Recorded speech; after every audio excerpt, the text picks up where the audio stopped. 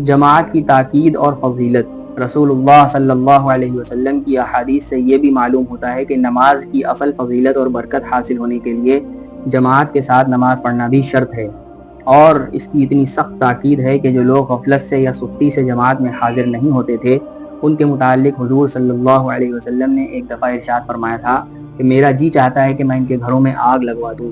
بس اسی ایک حدیث سے اندازہ کیا جا سکتا ہے کہ جماعت کا چھوڑنا اللہ اور رسول اللہ صلی اللہ علیہ وسلم کو کس قدر ناپسند ہے، اور صحیح حدیث میں آیا ہے کہ جماعت کے ساتھ نماز پڑھنے کا ثواب تنہا پڑھنے سے 27 گنا زیادہ ہوتا ہے۔ پابندی کے ساتھ جماعت سے نماز پڑھنے میں آخرت کے ثواب کے علاوہ اور بھی بڑے بڑے فائدے ہیں، مثلا یہ کہ جماعت کی پابندی سے آدمی میں وقت کی پابندی کی صلاحیت پیدا ہوتی ہے۔ دن رات میں 5 دفعہ محلے کے سب مسلمان بھائیوں کا ایک جگہ اجتماع ہو جاتا ہے، جس سے بڑے بڑے فائدے اٹھائے جا سکتے ہیں۔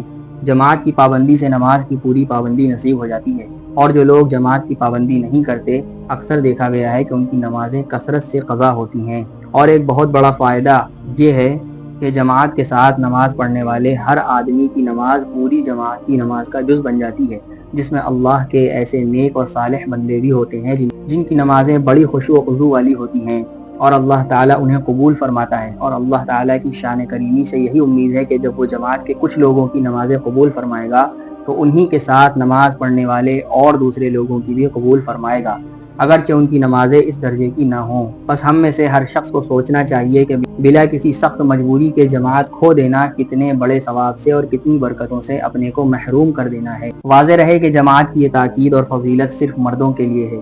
حدیث شریف میں صاف موجود ہے کہ عورتوں کو اپنے گھر میں نماز پڑھنے کا ثواب مسجد میں پڑھنے سے زیادہ ملتا ہے۔ خشوع و خضوع کی اہمیت۔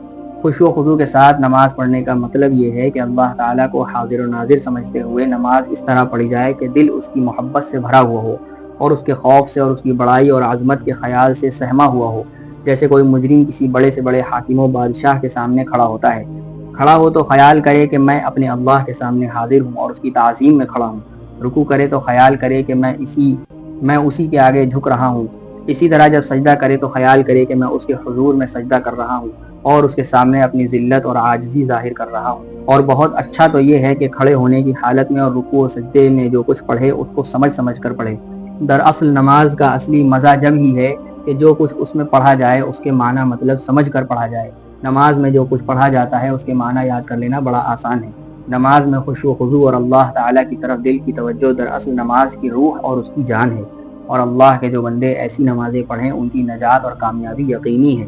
قرآن شریف میں ہے قد افلح المؤمنون الذین هم فی صلاتهم خاشعون، کامیاب اور بامراد ہیں وہ ایمان والے جو اپنی نمازیں خشوع کے ساتھ ادا کرتے ہیں۔ اور ایک حدیث شریف میں ہے کہ رسول اللہ صلی اللہ علیہ وسلم نے ارشاد فرمایا 5 نمازیں اللہ تعالیٰ نے فرض کی ہیں، جس نے اچھی طرح ان کے لیے وضو کیا اور ٹھیک وقت پر ان کو پڑھا، اور رکوع بھی اور سجدہ بھی جیسے کرنا چاہیے ویسے ہی کیا، اور خوب خشوع کے ساتھ ان کو ادا کیا، تو ایسے شخص کے لیے اللہ کا وعدہ ہے کہ وہ اس کو بخش دے گا۔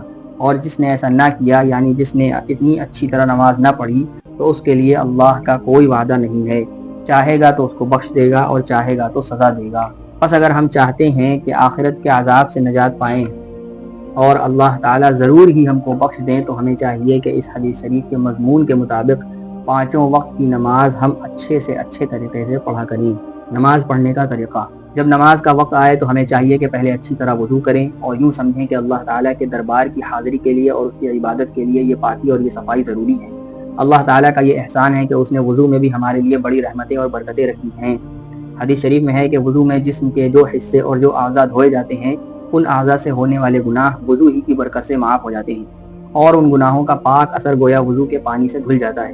وضو کے بعد جب ہم نماز کے لیے کھڑے ہونے لگیں تو چاہیے کہ خوب اچھی طرح دل میں خیال جمائیں ہم گناہگار اور روح سیاہ بندے اپنے اس مالک و معبود کے سامنے کھڑے ہو رہے ہیں جو ہمارے ظاہر و باطن اور کھلے چھپے سب حالات جانتا ہے، اور قیامت کے روز ہم کو اس کے سامنے پیش ہونا ہے۔ پھر جس وقت کی نماز پڑھنی ہو خاص اسی وقت کی نیت کر کے اور قاعدے کے مطابق کانوں تک ہاتھ اٹھا کر دل و زبان سے کہنا چاہیے اللہ اکبر، اللہ بہت بڑا ہے۔ پھر ہاتھ باندھ کے اور اللہ تعالیٰ کے سامنے حاضری کا پورا دھیان کر کے پڑھنا چاہیے سبحانک اللہم و بحمدک و تبارک اسمک و تعالی جدک و لا الہ غیرک۔ ترجمہ: اے میرے اللہ، پاک ہے تیری ذات اور تیرے ہی لیے ہے ہر تعریف، اور برکت والا ہے تیرا نام اور اونچی ہے تیری شان، اور تیرے سوا کوئی معبود نہیں۔ اعوذ باللہ من الشیطان الرجیم۔ میں اللہ کی پناہ لیتا ہوں شیطان مردود سے۔ بسم اللہ الرحمن الرحیم، شروع کرتا ہوں اللہ کے نام سے جو بڑی رحمت والا نہایت مہربان ہے۔ الحمدللہ رب العالمین الرحمن الرحیم مالک یوم الدین ایاک نعبد و ایاک نستعین اہدنا الصراط المستقیم صراط الذین انعمت علیہم غیر المغضوب علیہم ولا الضالین آمین۔ سب تعریفیں اللہ کے لیے ہیں جو سب جہانوں کا پروردگار ہے، بڑی رحمت والا اور نہایت مہربان ہے، جزا کے دن کا مالک ہے۔ ہم تیری ہی عبادت کرتے ہیں اور تجھ سے ہی مدد مانگتے ہیں۔ اے اللہ، ہم کو سیدھے راستے پر چلا، ان اچھے بندوں کے راستے پر جن پر تو نے فضل فرمایا، نہ ان پر جن پر تیرا غضب و غصہ ہو اور نہ وہ گمراہ ہوئے۔ اے اللہ، میری یہ دعا قبول فرما لے۔ اس کے بعد کوئی سورت یا کسی سورت کا کچھ حصہ پڑھے۔ ہم یہاں قرآن شریف کی چھوٹی چھوٹی 4 صورتیں ترجمے کے ساتھ درج کرتے ہیں۔ بسم اللہ الرحمن الرحیم والعصر ان الانسان لفی خسر الا الذین آمنوا وعملوا الصالحات وتواصوا بالحق وتواصوا بالصبر۔ قسم ہے زمانے کی کہ سارے انسان خسارے میں ہیں اور ان کا انجام بہت برا ہونے والا ہے، سوا ان کے جو ایمان لائے اور انہوں نے اچھے کام کیے اور ایک دوسرے کو حق کی اور صبر کی وصیت کی۔ بسم اللہ الرحمن الرحیم قل هو اللہ احد اللہ الصمد لم یلد ولم یولد ولم یکن لہ کفوا احد۔ کہو اللہ ایک ہے، اللہ بے نیاز ہے، وہ کسی کا محتاج نہیں اور سب اس کے محتاج ہیں، نہ اس کے اولاد ہے اور نہ وہ کسی کی اولاد ہے اور نہ کوئی اس کے برابر ہے۔ بسم اللہ الرحمن الرحیم قل اعوذ برب الفلق من شر ما خلق ومن شر غاسق اذا وقب ومن شر النفاثات في العقد ومن شر حاسد اذا حسد۔ کہو میں صبح کی روشنی کے رب کی پناہ لیتا ہوں، اس کی سب مخلوق کے شر سے اور اندھیرے کے شر سے جب وہ چھا جائے، اور پھونکنے والیوں کے شر سے گرہوں میں یعنی ٹونے ٹوٹکے کرنے والی عورتوں کے شر سے، اور حسد کرنے والے کے شر سے جب وہ حسد کرے۔ بسم اللہ الرحمن الرحیم قل اعوذ برب الناس ملک الناس الہ الناس من شر الوسواس الخناس الذی یوسوس فی صدور الناس من الجنۃ والناس۔ کہو میں پناہ لیتا ہوں سب آدمیوں کے رب کی، سب کے بادشاہ اور سب کے معبود کی، برا خیال ڈالنے والے پیچھے ہٹ جانے والے کے شر سے جو آدمیوں کے دلوں میں برے خیال ڈالتا ہے، خواہ وہ جنوں میں سے ہو یا آدمیوں میں سے۔ بہرحال الحمد شریف کے بعد قرآن شریف کی کوئی صورت یا اس کا کچھ حصہ پڑھنا چاہیے۔ ہر نماز میں اتنی قرات یعنی اتنا قرآن پڑھنا ضروری ہے۔ جب یہ قرات کر چکے تو اللہ تعالیٰ کی شان کی بڑائی اور کبریائی کا دھیان کرتے ہوئے دل و زبان سے اللہ اکبر کہتا ہوا رکوع میں چلا جائے اور بار بار کہے سبحان ربی العظیم سبحان ربی العظیم، پاک ہے میرا پروردگار جو بڑی شان والا ہے۔ جس وقت رکوع میں اللہ تعالیٰ کی پاکی اور بڑائی کا یہ کلمہ زبان پر جاری ہو، اس وقت دل میں بھی اس کی پاکی اور عظمت کا پورا دھیان ہونا چاہیے۔ اس کے بعد رکوع سے سر اٹھائے اور کہے سمع اللہ لمن حمدہ، اللہ نے اس بندے کی سن لی جس نے اس کی تعریف بیان کی۔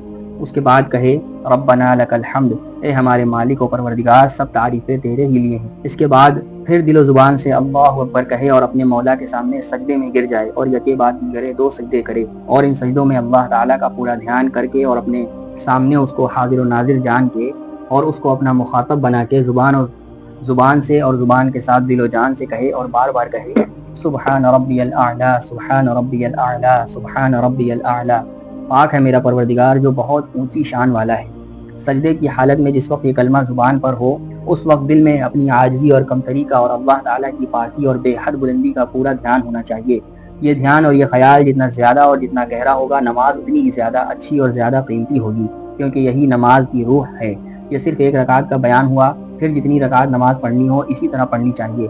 البتہ یہ خیال رکھنا چاہیے کہ سبحانک اللہم صرف پہلی ہی رکعت میں پڑھا جاتا ہے۔ نماز کے آخر میں اور درمیان میں جب بیٹھتے ہیں تو التحیات پڑھتے ہیں، جو گویا نماز کا خلاصہ اور جوہر نماز ہے۔ وہ یہ ہے التحیات للہ والصلوات والطیبات السلام علیک ایہا النبی ورحمۃ اللہ وبرکاتہ، السلام علینا وعلی عباد اللہ الصالحین، اشہد ان لا الہ الا اللہ وحدہ، اشہد ان لا الہ الا اللہ واشہد ان محمدا عبدہ ورسولہ۔ ترجمہ: ادب و تعظیم کے سب کلمے اللہ ہی کے لیے ہیں اور سب عبادتیں اور صدقے اللہ ہی کے واسطے ہیں۔ سلام ہو تم پر اے نبی اور اللہ کی رحمت اور اس کی برکتیں، سلام ہو ہم پر اور اللہ کے سب نیک بندوں پر۔ میں گواہی دیتا ہوں کہ کوئی عبادت کے لائق نہیں سوائے اللہ کے، اور میں گواہی دیتا ہوں کہ محمد صلی اللہ علیہ وسلم اس کے بندے اور رسول ہیں۔ 3 رکعت اور 4 رکعت والی نمازوں میں جب دوسری رکعت پر بیٹھتے ہیں تو صرف یہ التحیات ہی پڑھی جاتی ہے، اور آخری رکعت پر جب بیٹھتے ہیں تو التحیات کے بعد درود شریف اور ایک دعا بھی پڑھتے ہیں۔ ہم ان دونوں کو بھی یہاں درج کرتے ہیں۔ اللہم صلی علی محمد وعلی آل محمد کما صلیت علی ابراہیم وعلی آل ابراہیم انک حمید مجید۔ اللہم بارک علی محمد وعلی آل محمد کما بارکت علی ابراہیم وعلی آل ابراہیم انک حمید مجید۔ اے اللہ، حضرت محمد صلی اللہ علیہ وسلم پر اور ان کی آل پر خاص رحمت فرما، جیسے تو نے حضرت ابراہیم علیہ السلام پر اور ان کی آل پر رحمت کی۔ تو بڑی تعریفوں والا ہے، بزرگی والا ہے۔ اے اللہ، حضرت محمد صلی اللہ علیہ وسلم پر اور ان کی آل پر برکتیں نازل فرما، جیسے تو نے حضرت ابراہیم علیہ السلام پر اور ان کی آل پر برکتیں نازل کی۔ تو بڑی تعریفوں والا ہے، بزرگی والا ہے۔ یہ درود شریف دراصل رسول اللہ صلی اللہ علیہ وسلم کے لیے اور آپ کی آل کے لیے، یعنی آپ کے گھر والوں اور آپ سے خاص دینی تعلق رکھنے والوں کے لیے رحمت اور برکت کی دعا ہے۔ ہم کو دین کی نعمت اور نماز کی دولت جو کہ حضور صلی اللہ علیہ وسلم کے واسطے سے ملی ہے، اس لیے اللہ تعالیٰ نے حضور صلی اللہ علیہ وسلم کے اس احسان کے شکریہ کے طور پر ہمارے ذمے مقرر کیا ہے کہ جب نماز پڑھیں تو اس کے اخیر میں حضور صلی اللہ علیہ وسلم کے لیے اور حضور صلی اللہ علیہ وسلم کے خاص متعلقین کے لیے رحمت و برکت کی دعا بھی کریں۔ بس ہمیں چاہیے کہ ہر نماز کے آخر میں تحیات پڑھنے کے بعد ہم حضور صلی اللہ علیہ وسلم کے اس احسان کو یاد کر کے دل سے ان پر یہ درود شریف پڑھیں اور ان کے واسطے رحمت و برکت کی دعا مانگیں۔ پھر درود شریف کے بعد اپنے لیے یہ دعا کریں اور اس کے بعد سلام پھیر دیں۔ اللہم انی ظلمت نفسی ظلما کثیرا وانہ لا یغفر الذنوب الا انت فاغفر لی مغفرۃ من عندک وارحمنی انک انت الغفور الرحیم۔ اے میرے اللہ، میں نے اپنی جان پر بڑا ظلم کیا اور تیری فرمانبرداری اور عبادت میں مجھ سے بڑا قصور ہوا، اور تیرے سوا کوئی گناہوں کا بخشنے والا نہیں، بس تو مجھے محض اپنے فضل سے بخش دے اور مجھ پر رحم فرما، تو بخشنے والا اور بڑا مہربان ہے۔ اس دعا میں اپنے گناہوں اور قصوروں کا اقرار ہے اور اللہ تعالیٰ سے بخشش اور رحم کی التجا ہے۔ در حقیقت بندے کے لیے یہی مناسب ہے کہ وہ نماز جیسی عبادت کر کے بھی اپنے قصور کا اعتراف کرے اور اپنے کو گناہگار اور قصوروار سمجھے اور اللہ کی بخشش اور اس کی رحمت ہی کو اپنا سہارا سمجھے، اور عبادت کی وجہ سے کوئی غرور اس میں پیدا نہ ہو، کیونکہ اللہ تعالیٰ کی عبادت کا حق ہم سے کسی طرح بھی ادا نہیں ہو سکتا۔ اس باب میں نماز کے متعلق جو کچھ بیان کرنا تھا وہ سب بیان کیا جا چکا۔ آخر میں ہم پھر کہتے ہیں کہ نماز وہ کیمیائے اثر عبادت ہے کہ اگر اس کو دھیان کے ساتھ اور سمجھ کے اور خشوع و خضوع سے ادا کیا جائے جیسا کہ اوپر ہم نے بتلایا ہے، تو وہ انسان کو اعمال و اخلاق میں فرشتہ بنا سکتی ہے۔ بھائیوں، نماز کی قدر و قیمت کو سمجھو۔ رسول اللہ صلی اللہ علیہ وسلم کو امت کے نماز پر قائم رہنے کی اتنی فکر تھی کہ بالکل آخری وقت میں جبکہ حضور صلی اللہ علیہ وسلم اس دنیا سے رخصت ہو رہے تھے اور زبان سے کچھ فرمانا بھی مشکل تھا، اس وقت بھی آپ صلی اللہ علیہ وسلم نے اپنی امت کو نماز پر قائم رہنے اور نماز کو قائم رکھنے کی بڑی تاکید کے ساتھ وصیت فرمائی تھی۔ بس جو مسلمان آج نماز نہیں پڑھتے اور نماز کو قائم کرنے اور رواج دینے کی کوئی کوشش نہیں کرتے، وہ خدا را سوچیں کہ قیامت میں وہ کس طرح حضور صلی اللہ علیہ وسلم کے سامنے جا سکیں گے اور کس طرح حضور صلی اللہ علیہ وسلم سے آنکھیں ملا سکیں گے، جبکہ وہ حضور صلی اللہ علیہ وسلم کی آخری وصیت کو بھی پامال کر رہے ہیں۔ آؤ ہم سب حضرت ابراہیم علیہ السلام کے الفاظ میں دعا کریں۔ رب اجعلنی مقیم الصلاۃ ومن ذریتی ربنا وتقبل دعاء ربنا اغفر لی ولوالدی وللمؤمنین یوم یقوم الحساب۔ اے پروردگار، آپ مجھ کو اور میری نسل کو نماز قائم کرنے والا بنا دیجیے۔ اے رب، میری دعا کو قبول کر لیجیے۔